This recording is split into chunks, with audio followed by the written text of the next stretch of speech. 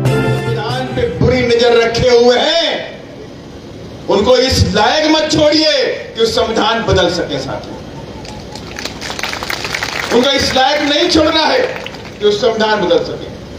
और संविधान बदलने के लिए उनके किस तरह से ताकत चाहिए? संविधान बदलने के लिए उन्हें छत्तीसगढ़ में बीजेपी की सरकार चाहिए। संविधान बदलने के लिए उन्हें मध्य प्रदेश में सरकार चाहिए। संविधान बदलने के लिए उन्हें राजस्थान में सरकार चाहिए। और संविधान को बदलने के लिए तेलंगाना में सरकार चाहिए। जो आने वाला समय है, जो 2023 में चुनाव होने वाला नवंबर दिसंबर में, और संविधान बदलने के लिए उन्हें मिजोरम में भी सरकार चाहिए। और लेकिन बहुजन समाज पार्टी ने कह दिया है कि हम तुम्हारी सरकारों को बनने नहीं देंगे। अगर तुम्हारे अंदर हमारे संविधान के लिए देश भावना है तो हम आपकी सरकार को बनने नहीं देंगे। और नीली क्रांति इन प्रदेशों के अंदर ला करके आएंगे और नीला झंडा हाथे निशान पूरी ताकत के साथ में लहराने का काम करेंगे साथियों। और आज पूरे देश के अंदर युवा जाग चुका है। तेलंगाना में हमने इंतजाम कर दिया है। अब तेलंगाना के अंदर जो लोग ये सोच रहे थे कि बाबा साहब के संविधान को बदल देंगे, उनका इंतजाम हमने कर दिया है। और तेलंगाना में नीला झंडा हाथ निशान पूरी ताकत के साथ में अपने संविधान की रक्षा करने के लिए आगे बढ़ चुका है। अब वही ताकत आपको छत्तीसगढ़ में दिखानी पड़ेगी। और नीला झंडा हाथी निशान यही संविधान को बचाएगा। और ये हम नहीं कहते हैं, आप सबके प्रिय, हम सबके प्रिय, हम सबके प्रेरणादायक माननीय श्री कांशीराम साहब ने ललकारा था अटल बिहारी वाजपेयी जी को। कहा था कि संविधान के सम्मान में बीएसपी मैदान। और आज तक हम संविधान को बचाने की जंग लड़ते चले आ रहे। हम कई प्रदेशों में कमजोर हुए। उत्तर प्रदेश में कहते हैं हम कमजोर हो गए, तो उत्तर प्रदेश में हम कभी कमजोर नहीं हुए। उत्तर प्रदेश में आज भी चुनाव बैलेंस से कराइए। मैं दावे के साथ में कहता हूं उसी दिन आदरणीय बहन जी मुख्यमंत्री बन जाए, उसी दिन बन जाए। लेकिन उनकी हिम्मत नहीं हो रही। वो चुनाव ईवीएम से कराए और बटन उसका अपने हाथ में रखेंगे। आप वोट डालोगे हाथी पर और जाएगा वो फूल पर। आप वोट डालोगे हाथी पर, जाएगा वो पंजे के ऊपर। और ये बीमारी कहां से आई? जो ईवीएम की बीमारी कहां से आई? ईवीएम की बीमारी लाने वाली भी कांग्रेस है। और इसीलिए कांग्रेस ईवीएम का विरोध नहीं कर पा रही कि उसने इस देश की जनता के साथ में छल किया और छल करके यहां सरकार बनाती रही और देश के अंदर दबे कुचले वंचित पिछड़ों के हक को मारती रही। और इसलिए मैं आप सबसे कहना चाहता हूं कि आने वाला समय हमारे लिए बहुत ही कठिन, हमारी राह कठिन होने वाली। अगर हम लोगों ने अपने बाबा साहब के संविधान को बचा नहीं पाए, अगर हम लोग अपनी सरकार नहीं बना पाए, अगर आप सरकार ना भी बना पाओ तो कम से कम इतनी ताकत यहां बना लो कि बिना आपकी चाबी के विधानसभा का ताला न खुलने पाए। जब बीएसपी आगे जाएगी चाबी लेकर के, तब विधानसभा का ताला खोलेगा सर। और इसलिए इतनी ताकत अगर आपने बना ली तो मैं दावे के साथ में कहता हूं, किसी माई के लाल में हिम्मत नहीं है कि हमारे संविधान पे बुरी नजर के साथ में देख लेगा। और ये बात बाबा साहब भी जानते थे। और बाबा साहब ने अपने संदेशे में संविधान के बारे में बोला। बाबा साहब की मूर्तियां यहां पे दिखाई पड़ती हैं। बाबा साहब की मूर्ति में बाएं हाथ में संविधान है और दाहिने हाथ में उंगलियों का इशारा बोलते हैं। और बाबा साहब कहते हैं कि मेरे बच्चों, जब तक तुम्हारे शरीर में खून का आखिरी कतरा है तब तक आपको अपने संविधान की रक्षा करनी पड़ेगी। और ये भी कहा कि जाओ मेरे बच्चों, उस शक्ति के मंदिर पे कब्जा कर लो अपने उत्थान के लिए। और जिस दिन आप उस शक्ति के मंदिर पे कब्जा कर लोगे, उसी दिन आपके जीवन के सारे दुख और तकलीफें खत्म हो जाए। ये बात बाबा साहब ने बोली और बाबा साहब की हर मूर्ति यही संदेशा आपको दिखाने का, आपको समझाने का, आपको बोलने का काम करती है। और हम सब बाबा साहब को मानने वाले लोग, जब बाबा साहब के मानने वाले लोग हैं तो बाबा साहब ने यह भी कहा कि मेरे बच्चों, आपको राजनीतिक सत्ता की चाबी अपने हाथों में लेनी पड़ेगी। अगर राजनीतिक सत्ता की पावर अपने हाथों में नहीं लोगे तो आप इस देश में आगे नहीं बढ़ सकते। और राजनीतिक सत्ता दिलाने के लिए बाबा साहब खुद राजनीति में आए, क्योंकि मेरा समाज मेरे बताए हुए नक्शे कदम पर चल करके इस देश की राजनीतिक सत्ता को अपने हाथों में ले सके। और इसके लिए बाबा साहब ने 1935 में इंडियन लिबर पार्टी बनाई। उसके बाद 1942 में शेड्यूल कास्ट फेडरेशन बनाया, ताकि शेड्यूल कास्ट के लोगों को जोड़ा जा सके, पूरा लेबर्स को जोड़ा जा सके पूरा। और उसके बाद जब ये पूरी तरह से रन करना शुरू हो गई तो बाबा साहब का सपना था कि इस देश में अगर संविधान की सारी बातों को लागू कराना है तो इस देश की सत्ता पे काबिज होना पड़ेगा। और उसके लिए बाबा साहब ने अपने जीते जी 30 सितंबर 1956 को बंबई के अंदर घोषणा कर दी थी कि हम बहुत जल्द आरपीआई पार्टी बनाएंगे। जो आरपीआई पार्टी होगी अपने दम पर चुनाव लड़ेगी और देश की गद्दी पर आसीन होने का काम करेगी। ये बात बाबा साहब ने कही। लेकिन बाबा साहब 30 सितंबर 1956 के बाद ये बात बोलने के बाद आप सबको पता है 6 दिसंबर 1956 में हमारे बीच में वो नहीं हुई। लेकिन आरपीआई बनाई गई, आरपीआई बनी। बाबा साहब के परिवार के बाद आरपीआई बनाई गई, उनके परिवार के लोगों ने आरपीआई बनाया। लेकिन आरपीआई चल नहीं पाई। बिना बाबा साहब की विचारधारा के आरपीआई उल्टे पुल्टे काम करती रही। कभी कांग्रेस के साथ में समझौता किया तो कहीं किसी के साथ में समझौता किया और आरपीआई तुरंत वहां पे खत्म हो गई। और उसके बाद ये बीएसपी बनाई गई। और बीएसपी इसलिए नहीं बनाई गई कि हम सत्ता में आ जाएं और सत्ता में आके यहाँ पे गरीबों के हक को छीन ले, पिछड़ों के हक को छीन ले, आदिवासियों के हक को छीन ले, आदिवासियों के जल जंगल जमीन को छीन ले, यहाँ पे जमीन के अंदर जो खनिज है उसको लूट ले। इसके लिए बीएसपी नहीं बनाई गई। अरे बीएसपी तो बनाई गई है दलितों, पिछड़ों, आदिवासियों को हक अधिकार दिलाने के लिए। बीएसपी तो बनाई गई बाबा साहब के संविधान को जिंदा रखने के लिए बनाई गई, इसलिए बीएसपी बनाई गई। और मैं आपको सबसे कहना चाहता हूं, बीएसपी से लोग घबराते हैं।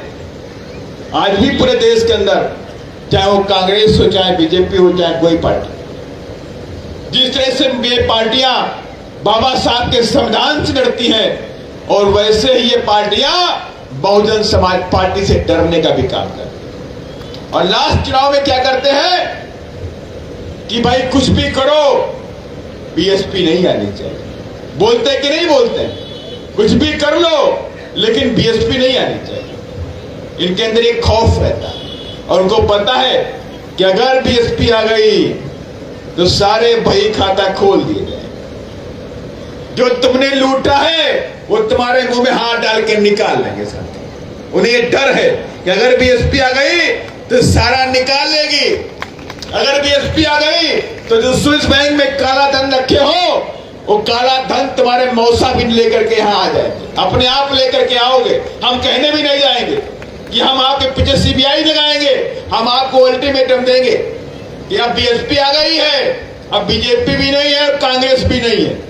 जो तुमने दलितों का पैसा लूटा है, जो तुमने आदिवासियों के जल जंगल जमीन को बेच के लूटा है, जो पिछड़ों के हक को मारा है, उस पैसे को लेकर के आप सीधे आ जाइए, वरना तुम्हारी खैर नहीं सकती। और उसी दिन ये सारे के लोग पैसा लेकर के आ जाए। अभी अध्यक्ष जी बता रहे 82,000 करोड़ रुपए कर्जा हो गया प्रदेश के अंदर। अगर 82,000 करोड़ को, अगर जो प्रदेश की जनसंख्या है लगभग 3 करोड़ के आसपास, 3 करोड़ है,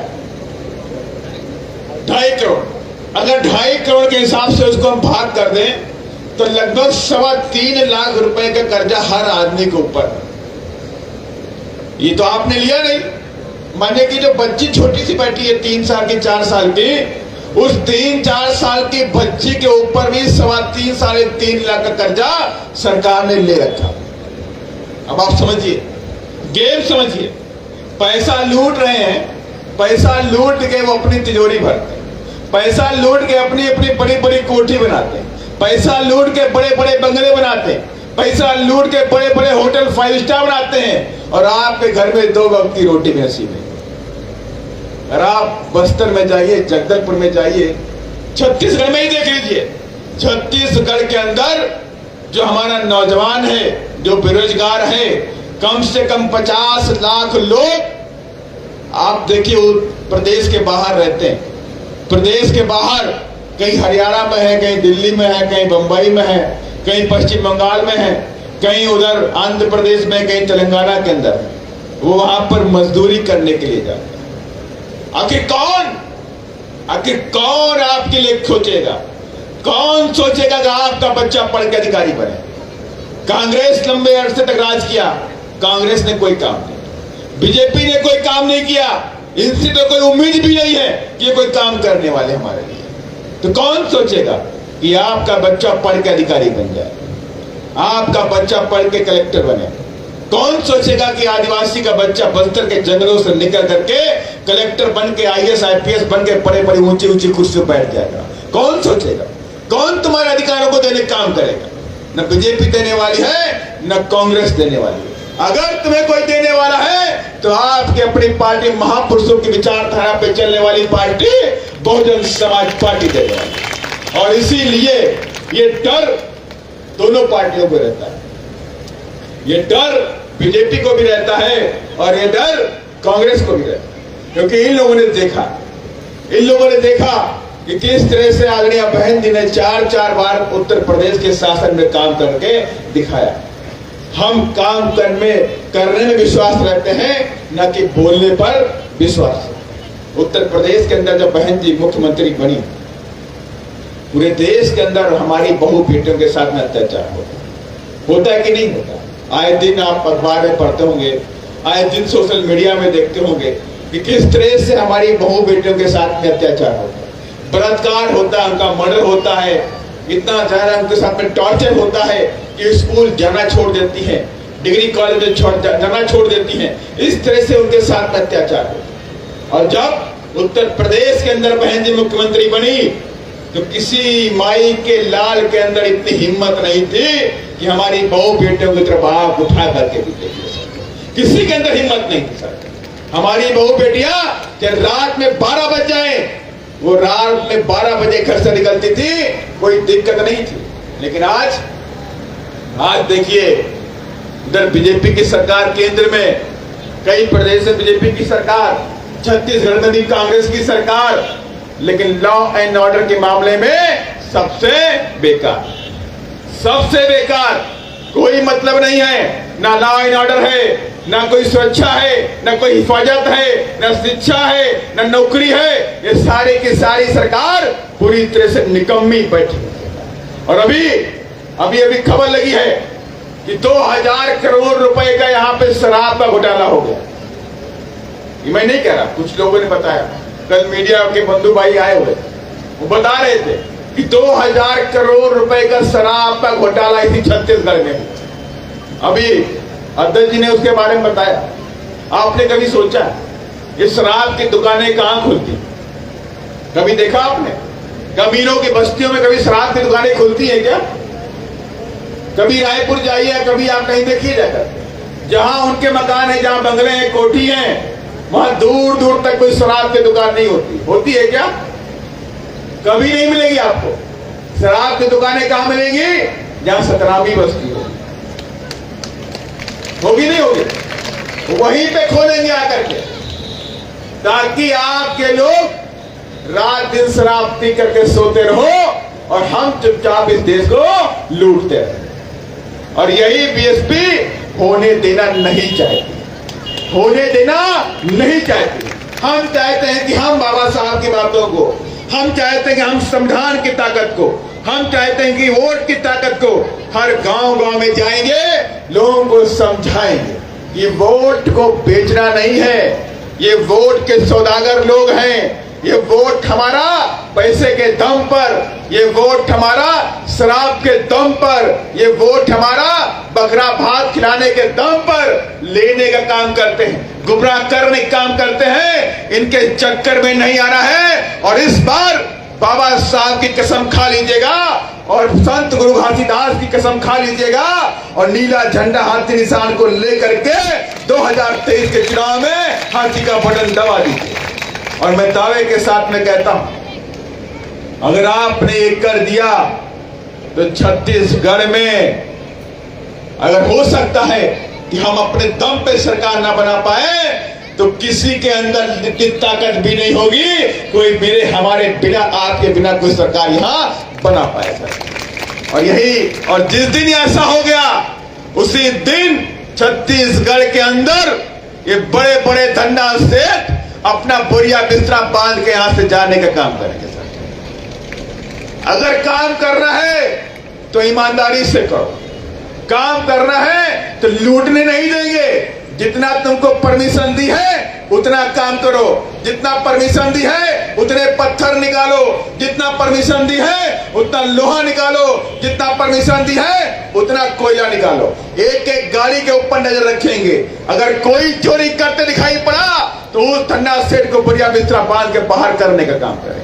और जो हमारे छत्तीसगढ़ के भाई लोग जो बाहर काम करते हैं, कोई आंध्र प्रदेश में काम करता है, कोई तेलंगाना में काम करता है, कोई बंबई में काम करता है, ऐसे सारे भाइयों को यहीं पे नौकरी देंगे, उनको 10% रिजर्वेशन यहीं प्राइवेट सेक्टर में देने का काम हम करेंगे। और ये सारे काम मैं इसलिए बोल रहा हूं कि ये सारे काम आदरणीय बहन जी ने उत्तर प्रदेश में करके दिखाया। उत्तर प्रदेश के अंदर बहन जी ने 10% रिजर्वेशन प्राइवेट सेक्टर में SC ST के लोगों को दिलाने का काम किया, 27% रिजर्वेशन OBC के लोगों को दिलाने का काम किया। इसीलिए मैं आप सबसे बोलना चाहता हूं। और उत्तर प्रदेश के अंदर हमने शिक्षा फ्री कर दी। केंद्र की सरकार बोलती है कि हम फ्री में 5 किलो राशन देते हैं, बोलती नहीं बोलती, राशन देते हैं। अरे भाई राशन तुम्हारा छोड़ो ना, राशन तो हमारा ही है, ये खून पसीने कमाई से हम टैक्स देते हैं, ये पैसा हमारा है, या आप फ्री नहीं दे रहे हो। अगर कुछ भी फ्री देना चाहते हो तो इस देश की आवाम को शिक्षा फ्री कर दो। ये शिक्षा फ्री नहीं कर सकते, या आपको पानी फ्री कर सकते हैं, आपकी बिजली फ्री कर सकते हैं, आपको 5 kilo ration 10 kilo ration free कर सकते हैं, लेकिन ये आपके बच्चों की शिक्षा फ्री नहीं कर सकते, क्योंकि उन्हें डर है कि ये दलित आदिवासी पिछड़ा पड़ गया तो अपने हक को मांगने का काम करेगा, वो हमसे लड़ने का काम करेगा। इसलिए हमें शिक्षा देने का काम नहीं करते, क्योंकि बाबा साहब के हम सब लोग मानने वाले लोग, और बाबा साहब अपने जीवन में कभी भी झुके नहीं और कभी डरे भी नहीं, और हमेशा शिक्षा के दम पर आगे बढ़ते हैं। शिक्षा अगर बाबा साहब के पास नहीं होती तो क्या बाबा साहब हमको संविधान बना के दे पाते? क्या बाबा साहब को संविधान बनाने का अवसर मिलता? शिक्षा के दम पे बढ़े। और इसलिए बाबा साहब ने कहा है हम सब के लिए कि मेरे बच्चों शिक्षित बनो, संघर्ष करो और संगठित रहो। ये 3 बातें बाबा साहब ने कहा मेरे बच्चों अगर आपके घर में 2 रोटी है तो 1 रोटी खाना, लेकिन अपने बच्चों को शिक्षित जरूर कर देना, क्योंकि शिक्षा वो शेरनी का दूध है जो पिएगा वो दहाड़ेगा। सर, इसलिए शिक्षा जरूरी। और दूसरी बात का ही संघर्ष करो, कि बहुजनों का जीवन ही संघर्ष है, संघर्ष ही तुम्हारा जीवन। और तुम्हें तब तक संघर्ष करते रहना है जब तक बड़ी से बड़ी कामयाबी आप पे कदम न चूम ले। और तीसरी बात कही बाबा साहब ने कि मेरे बच्चों संगठित रहो। माने बाबा साहब जानते थे 6743 जातियों में तोड़ा गए बहुजन समाज अगर एक हो जाएगा, और जिस दिन एक हो जाएगा उसी दिन वो देश की गद्दी पर बैठ जाएगा। ये बात बाबा साहब ने बोली है कि मेरे बच्चों संगठित रहे। ओबीसी के बाद अभी हमारे साथीगण बोल रहे ओबीसी के रिजर्वेशन के बारे में बात कर रहे थे, मंडल कमीशन का लेकर आयोग के बारे में बात कर रहे थे। और मैं एक बात इसमें जोड़ना चाहता हूं, 25 अप्रैल 1948 की बताता हूं वाकया। बाबा साहब संविधान सभा के मेंबर बन चुके थे। बाबा साहब पहले कानून मंत्री बन चुके थे। कानून मंत्री बनने के बाद संविधान लिखा जाए और उस वक्त ओबीसी के भाइयों ने पिछड़ा वर्ग सम्मेलन बुलाया।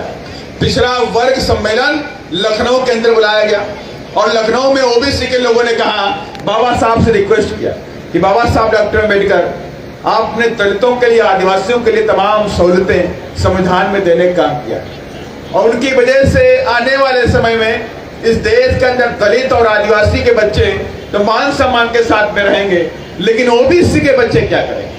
ओबीसी के बच्चों को मान सम्मान कैसे मिलेगा? इनके बच्चे कैसे नौकरी करेंगे? इनके बच्चे कैसे पढ़ाई करेंगे? शिक्षा कहां से लेंगे? तो बाबा साहब ने कहा कि मैंने तो आपको 1927 में बुलाने का काम किया था। जब साइमन कमीशन आया हुआ था तो मैंने तो आप लोगों की बस्तियों में जा करके आपको बुलाने का काम किया, लेकिन आप लोग मेरी बात को मान के नहीं आए। लेकिन कोई बात नहीं, आप हमारे बड़े भाई हैं और आदिवासी और दलित छोटा भाई। हम कुछ ना कुछ व्यवस्था संविधान के अंदर करेंगे ताकि ओबीसी के बच्चों को भी इस देश के अंदर मान सम्मान आगे मिल सके। सर, ये बात बाबा साहब ने 25 अप्रैल 1948 में लखनऊ में बोली। और उस वक्त बाबा साहब ने कहा कि मैं ये नहीं कहता कि आप दलितों के साथ में, आदिवासियों के साथ में रोटी और बेटी का रिश्ता रखो, ये नहीं कहता, लेकिन आपकी राजनीतिक सोच एक होनी चाहिए। अगर आपकी राजनीतिक सोच एक है तो आप इस देश पर राजा बन करके काबिज हो सकते हो। ये बात बाबा साहब ने की। और उसके बाद बाबा साहब दिल्ली गए और दिल्ली में जा करके संविधान के अंदर आर्टिकल 340 लिखने का काम किया है। ये देन अगर ओबीसी को, आज ओबीसी के बच्चे कलेक्टर बनते हैं, ओबीसी के बच्चे इंजीनियर बनते हैं, ओबीसी के बच्चे डॉक्टर बनते हैं, तो ये देन किसकी है? ये देन बाबा साहब डॉक्टर भीमराव अंबेडकर साहब की है और ये देन बहुजन समाज पार्टी की है। ये बहुजन समाज पार्टी के अथक प्रयासों से इस देश के अंदर मंडल कमीशन की सिफारिशों को लागू कराया गया। और इसके लिए आपको बताना चाहता हूं कि इसके लिए जब इस पूरे देश के अंदर एक माहौल बना कि मंडल कमीशन हटाओ, मंडल कमीशन हटाओ, तो उस मंडल कमीशन के समर्थन में भी 4 दलित नौजवानों ने अपनी जान को कुर्बान कर दिया। 4 बच्चे जो दलित समाज से आते थे, ओबीसी के रिजर्वेशन को बचाने के लिए उन लोगों ने अपनी जान को देने का काम किया साथी। इसीलिए ओबीसी के भाइयों से मैं कहना चाहता हूं, किसी के बहकावे में नहीं आना है। इसी नीले झंडे हाथी निशान ने तुम्हें मान सम्मान दिलाने का काम किया है और इस नीले झंडे हाथी निशान को जितना जल्दी हो सके इसे अपने हाथों में पकड़ लीजिए और मजबूती से 2023 में हाथी का बटन दबा दीजिए। और मैं दावे के साथ में कहता हूं कि जिस दिन बीएसपी आएगी उसी दिन ओबीसी का रिजर्वेशन जो उनकी मांग है, उस मांग के तहत उनको रिजर्वेशन हम देने का काम करेंगे। हम उनको पूरा रिजर्वेशन देने का काम करेंगे, क्योंकि हमारा नारा पहले से है कि जिसकी जितनी संख्या बारी उसकी उतनी भागीदारी। ये हमने पहले से बोल रखा है, ये माननीय श्री कांशीराम साहब ने पहले से बोल रखा है। तो उसी सिस्टम के तहत हम ओबीसी के भाइयों को, आदिवासी भाइयों को रिजर्वेशन यहाँ प्रदेश के अंदर देने का काम करेंगे। और साथ ही मैं एक नारे का जिक्र करना चाहता हूँ कि माननीय श्री कांशीराम साहब ने कहा था कि वोट हमारा, राष्ट्र तुम्हारा। कितने लोग इस नारे को जानते हैं कि वोट हमारा, तुम्हारा नहीं चलेगा, नहीं चलेगा। तो हमारी समझ से यहां सारे लोग जानते हैं। कभी आपने सोचा कि माननीय श्री कांशीराम साहब को इस नारे का इजाद क्यों करना पड़ा? माननीय श्री कांशीराम साहब साइंटिस्ट थे, उन्होंने इस नारे को क्यों नाम दिया कि वोट हमारा, राष्ट्र तुम्हारा, नहीं चलेगा, नहीं चलेगा? उसके पीछे आप सुनिए। माननीय श्री कांशीराम साहब ने कहा कि जो लोग तुम्हारे बच्चों से नफरत करते हैं, जो लोग तुम्हारे बच्चों की पढ़ाई से नफरत करते हैं, जो लोग तुम्हारी कुर्सी पे बैठने पे नफरत करते हैं, जो लोग तुम्हारे घरों से नफरत करते हैं, जो लोग तुम्हारे अच्छे कपड़ों से नफरत करते हैं, जो लोग तुम्हारे बच्चों की नौकरियों से नफरत करते हैं, तो क्या ऐसे लोग तुम्हारा वोट लेकर के विधानसभा के अंदर या लोकसभा के अंदर तुम्हारे बच्चों के हक अधिकार की बात को रखने का काम करेंगे? बताइए मुझे। नहीं करेंगे ना? जब वो हमारे लिए काम नहीं करेंगे तो हम उनको वोट नहीं देंगे। इसलिए माननीय श्री कांसी राम साहब ने कहा था कि वोट हमारा, राज तुम्हारा नहीं चलेगा, नहीं चलेगा। तेजी से बोलिए तो मुझे लगे कि छत्तीसगढ़िया सबसे बढ़िया, वरना हमको लगा बिहार सबसे बढ़िया। बिहार में क्रांतिकारी लड़के पैदा होते हैं, आप लोग कहते छत्तीसगढ़िया सबसे बढ़िया, तो भाई हम जाने तो कि सबसे बढ़िया है। तो वोट हमारा, राज तुम्हारा नहीं चलेगा, नहीं चलेगा। अब लगा कि छत्तीसगढ़िया सबसे बढ़िया है। तो इसलिए साथियों, मैं आप सभी लोगों से यहीं पे अपनी बात को खत्म करते हुए अंत में यही आप लोगों से अपील करता हूं, किसी के बहकावे में नहीं आना है, अपने वोट की ताकत को समझना है। किसी वोट के जरिए आपको इस देश का राजा बनना है। इसी वोट के जरिए जब आप राजा बन जाएंगे तो आप झोपड़पट्टियों में नहीं रहेंगे, आपके मकान भी बड़े बड़े होंगे, आप भी बंगलों में, कोठियों में रहेंगे, आपके घरों में भी एसी वाले मकान होंगे। इसलिए अगर आप पैसे चाहते हैं, आप चाहते हैं कि आपके बच्चे इस देश में कलेक्टर बने, आपके बच्चे इस देश में बड़े बड़े बिजनेसमैन बने, आपके पास जमीनें हो, जायदाद हो, फैक्ट्रियां हो, तो आपको आने वाले समय में नीला झंडा, हाथी निशान और उसके सामने हाथी का बटन दबाने का काम करेंगे और